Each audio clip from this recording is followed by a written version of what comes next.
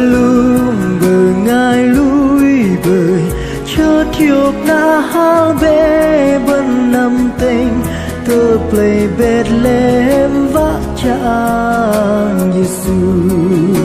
lăng bờ tàu tru bơi xưa ấy làm hơ drong rơ mò bên năm cơ cu cơ sư bè bên năm cơ cu cơ sư bè bên năm tơ nó cơ cu cơ krayang Giêsu Christ mang bè lù linh trang lừng hari lấp đón cơ sư ăn đi đăng bần hơ đi hơ tay hầm lù sư hari bờ đê cơ cu cơ krayang bom cây đầy bần năm cơ cu cơ sư bè bần năm cơ cu cơ sư bè bần năm tơ nó cơ cu cơ krayang Giêsu Christ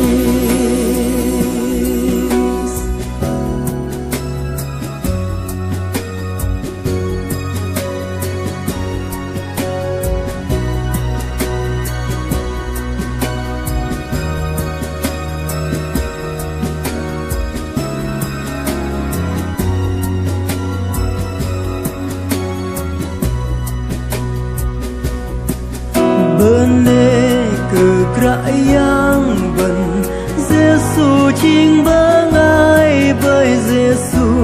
nhon lập đòn hầm êm cơ y linh lang xưa yang lần tơ phát